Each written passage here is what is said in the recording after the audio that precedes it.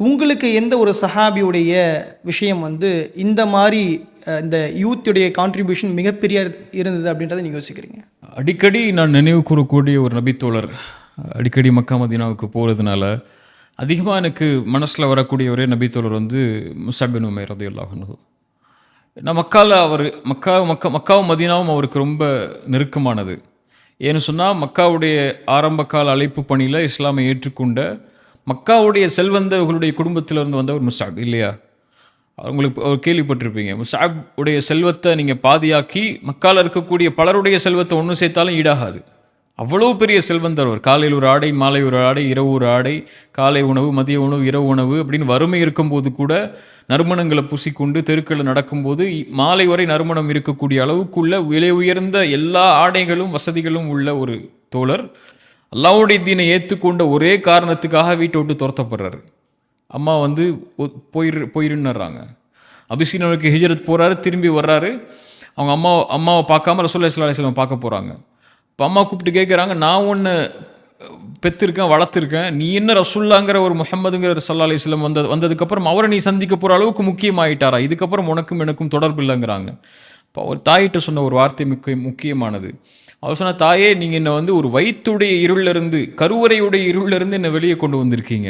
ஆனால் முஹம்மத் ஸல்லல்லாஹு அலைஹி வஸல்லம் என்ன இந்த உலகத்துடைய அநீதத்தின் இருளிலிருந்து வெளியே கொண்டு வந்திருக்காரு. அவரை தான் நான் நேசிக்க முடியும் உங்களை விட. அவருடைய பாதையை தான் நான் தேர்ந்தெடுத்து போக முடியுங்கிறாங்க இல்லையா? ஸல்லல்லாஹு அலைஹி வஸல்லம் அவங்களுடைய மார்க்கத்தை படிக்கக்கூடிய அந்த தோழர் மக்காவுடைய பருவத்தில் மதீனாவிலிருந்து அபிசீனியாவுடைய ஹிஜ்ரத்துக்கு அப்புறம் அக்கபாவுடைய உடன்படிக்கைக்காக வர்றாங்க. ரசூலுல்லாஹ் மதீனாவை கூட்டு போகணுங்கிற சில எண்ணத்தோட சில தோழர்கள் மதீனாவாசிகள் வர்றாங்க. ஒரு 10 பேர் வந்திருப்பாங்க.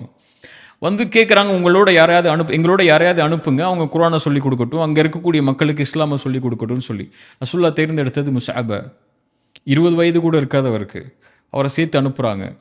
2வது உடன்படிக்கை மதீனாவாசிகள் அல்லாஹ்வுடைய தூதர் அழைக்க வரும்போது வந்தவங்க 70 பேருக்கும் மேலே. அப்போ அந்த 60 பேர் அதிகமானதுடைய இஸ்லாமிய ஏற்புக்கு காரணம் யார்? முஸஅப். ரசூலுல்லாஹி ஸல்லல்லாஹு அலைஹி வஸல்லம் மதீனாவுக்கு போகிறதுக்கு முன்னாடியே மதீனாவுக்கு இஸ்லாமிய சாம்ராஜ்யம் அமைகிறதுக்குள்ள அடித்தளத்தை அமைத்து யூதர்கள் பலரையும், அன்சாரிகள் மதீனாவாசிகள் பலரையும், மதீனாவாசிகளுடைய தலைவர்கள் பலரையும் அல்லாஹ்வுடைய தீன் பக்கம் இணைச்சு ரசூலுல்லாஹ் வரதுக்கு முன்னாடியே மதீனாவுக்குள்ள இஸ்லாமிய சாம்ராஜ்யத்துக்குள்ள அடித்தளங்களை வச்சு ரசூலுல்லாஹ் வந்த உடனே அரண்மனைக்குள்ள ஒரு அரசவைக்குள்ள ஒரு மிகப்பெரிய நாற்காலிக்குள்ள அமர வைக்கிற மாதிரி அல்லாஹ்வுடைய தூதர் அமர வைச்சதுக்குரிய அடிப்படையே முஸஅப் தான் ரலியல்லாஹு அன்ஹு. ஆனால் அந்த முஸஅப் அல்லாஹ்வுடைய தீனில் இருந்த அந்த அர்ப்பணிப்பு அவருடைய உலகத்தில் அவருக்கு போயிருச்சு.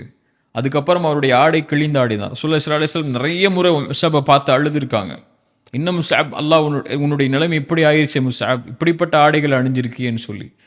அந்த முஸஅப் மதீனாவுக்கு உள்ள அந்த இஸ்லாமிய ஏற்புக்கு எல்லாத்துக்கும் காரணமாகி உஹதுடைய போர்க்களத்தில் மரணமாகிறாரு. ரசூலுல்லாஹி ஸல்லல்லாஹு அலைஹி வஸல்லமுக்கு முன்னாடி முஸஅபுடைய ஜனாசா கொண்டு வரப்படுது. தேம்பி அல்லாஹ்வுடைய தூதர் அழுகிறாங்க ஹம்சாவுடைய ஜனாசாவுக்கு அப்புறம். ஏன்னா முஸஅபோடு அல்லாஹ்வுடைய தூதருக்கு இருந்த நெருக்கம் அவ்வளவு நெருக்கம். அதுவும் ரசூலுல்லாஹி ஸல்லல்லாஹு அலைஹி வஸல்லமுடைய தோற்றத்தை ஒத்த தோற்றம் மாதிரியே இருப்பார் முஸஅப்.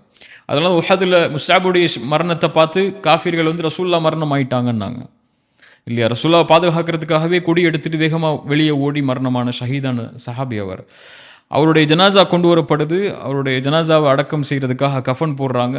அவருடைய காலை மூடினால் தலை தெரிந்தது, தலையை மூடினால் கால் தெரிந்தது. இது ஒரு வாயில் வார்த்தையாக சொல்லும்போது ஒரு அடுக்கு மொழியாக இருக்குது. ஆனால் அதனுடைய நிலைமை ரொம்ப மோசமானது இல்லையா?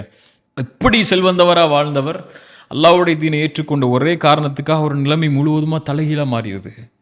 பின்னாடி காலத்தில் ஹப்பாப் சொன்னீங்கல்ல, ஹப்பாப் மிகப்பெரிய தியாகம் செஞ்ச ஒரு நபித்தோழர். முதுகில் தோலே கிடையாது, நெருப்புப்பட்டவருக்கு. ஹப்பாபுக்கு முன்னாடி உணவுகள்லாம் பின்னாடி காலத்தில் ரசூலுல்லாஹ்வுடைய மரணத்துக்கு அப்புறம் இஸ்லாமிய சாம்ராஜ்யம் ரோம் பாரசீகள் அமையும் போது அவருக்கு முன்னாடி வைக்கப்படுது உணவுடைய விரிப்புகள் எல்லாம். ஹப்பாப் சொல்கிறாரு, அந்த உணவுகள் அந்த அலங்காரங்கள் எல்லாம் பார்த்ததுக்கப்புறம் எங்களோட முஸஅப் வாழ்ந்தார், அவர் இப்படிப்பட்ட நிலையில் இருந்தார், மரணமானார், அடக்கம் செய்ய போனோம், அவருடைய காலை மூடினால் தலை தெரிந்தது, தலையை மூடினால் கால் தெரிந்தது. அவங்களுக்கு அப்புறம் இந்த உலகம் எங்களுக்கு விசாலமாக்கிருச்சு. அவங்க சொன்ன வார்த்தை முக்கியமானது. நான் பயப்படுறேன், அல்லாஹ் வந்து நாங்கள் செஞ்ச நலவுகளுக்குரிய கூலியை இந்த உலகத்திலேயே அல்லாஹ் முற்படுத்திட்டானோ, கொடுத்துட்டானோ, அதனால தான் எங்களுக்கு இவ்வளோ வசதிகளும் அவங்களுக்கு அப்படிப்பட்ட ஏழ்மையான மரணமும் அல்லாஹ் கொடுத்தானோ அப்படின்னு சொல்லி ஹப்பாப் நினைவு கூர்ந்தாங்க. அப்போ அவ்வளோ நெருக்கமான ஒரு தோழர், ஒரு வரலாற்றை படித்ததுக்கு அப்புறமும் அதை மக்களுக்கு எடுத்து வைக்கணுங்கிற ஆர்வம் அந்த வரலாற்றிலிருந்து வரும்போதும் எனக்கு நெருக்கமான தோழரில் ஒருவர் முஸ்அப் ரலியல்லாஹு அன்ஹு. அல்ஹம்துலில்லாஹ்.